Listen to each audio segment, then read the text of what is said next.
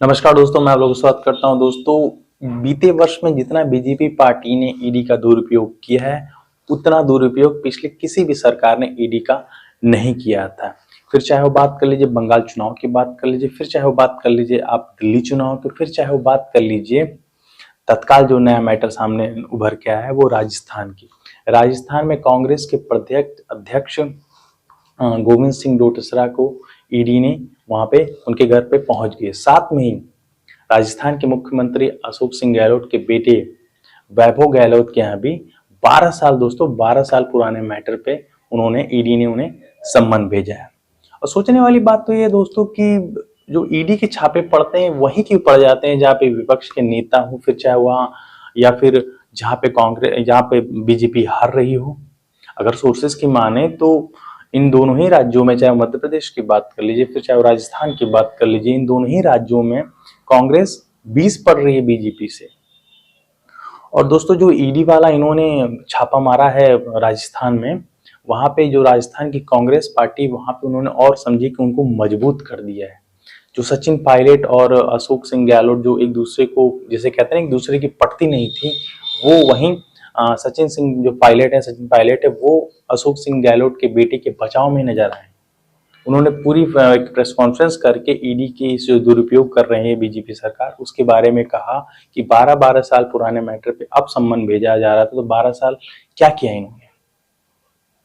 और ये सोचिए कि आप केवल पायलट का ही विरोध नहीं देखने को मिला, आपको पूरे विपक्ष का इसमें आपको विरोध देखने को मिलेगा। फिर चाहे वो बात कर लीजिए पश्चिम बंगाल की मुख्यमंत्री ममता बनर्जी ने खुलेआम कह दिया है कि कब तक ईडी से डराते रहोगे।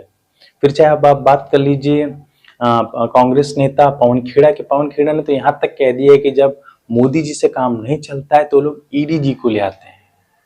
और फिर आप चाहे शिवसेना ही सांसद की बात कर लीजिए प्रियंका चतुर्वेदी, उन्होंने तो यहाँ तक कह दिया कि मोदी जी ने ईडी को अपने हाथ की कठपुतली बना के रखा है। उसके बाद एक राजस्थान के मुख्यमंत्री जी का भी बयान आता है जिसमें वो कहते हैं कि जब इनका ABCD प्लान फेल हो जाता है तब ये लोग ई प्लान ले आते हैं। ई प्लान मीन्स ईडी का प्लान ले आते हैं। दोस्तों सोचने वाली बात तो ये भी है कि मतलब आप सोचिए कि ईडी के छापे केवल विपक्षी नेताओं के घर ही क्यों पड़ते हैं। एक तो बात ये भी सोचने वाली बात होगी कि विपक्षी नेताओं के घर ईडी के छापे क्यों पड़ते हैं।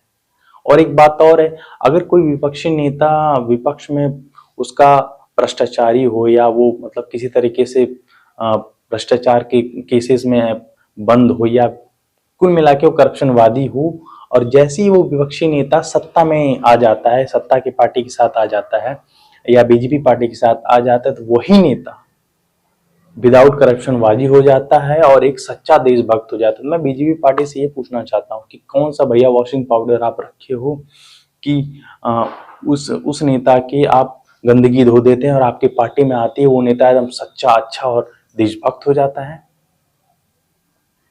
दोस्तों ईडी की क्या ही बात करें, ईडी को तो सुप्रीम कोर्ट ने खुद फटकार लगा दी है।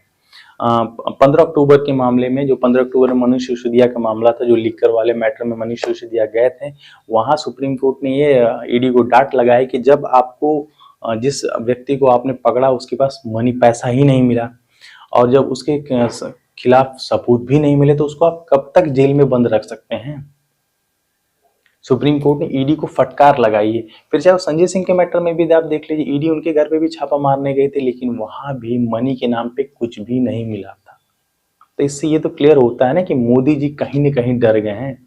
अब चुनाव के ही दौर में वो ईडी को ले आते हैं, क्योंकि ईडी को लाएंगे तो जो भी प्रत्याशी या जो भी विपक्षी रहेगा डरेगा, और डरेगा तो जिससे क्या होगा ना कि और लोगों में एक होता है ना कि नेता के प्रति उनकी एक भावना उत्पन्न हो जाती है कि यार ये तो करप्शन वाला नेता है या तो ये नेता गलत है, तो जाहिर सी बात है कि वोटों का डाइवर्जन होता है। ये है लंबी चौड़ी छोटी मोटी राजनीति बीजेपी पार्टी की तरफ से। नहीं जहां काम चले, हमारा लोग हमको नहीं सपोर्ट करे तो ईडी का डर ले आओ, डर दिखा दो, पुलिस का डर दिखा दो, ईडी का डर दिखा दो। लेकिन दोस्तों मुझको जहां तक लगता है कि जनता जो हमारे देश की अब समझदार होगी, उन्हें भी ये पता चल गया है कि ईडी से अब काम नहीं चलेगा। जनता ने जहां मन बना रखा होगा वो वहां वोट देगी, चाहे कोई कुछ भी कर ले। बस दोस्तों अगर वीडियो अगर पसंद आया तो लाइक शेयर कमेंट जरूर कर दीजिएगा। दोस्तों एक सवाल आप लोगों से जरूर रहेगा, क्या ईडी से सचमुच मोदी जी के इशारों पर चल रही कि ईडी स्वयं अपने मन मुताबिक काम कर रही है। दोस्तों कमेंट करके जरूर बताएगा। अगर वीडियो थोड़ा मोड़ा भी पसंद आए तो प्लीज चैनल को सब्सक्राइब कर दीजिएगा। मिलते हैं नेक्स्ट वीडियो में, तब तक के लिए टाटा, गुड बाय, जय हिंद।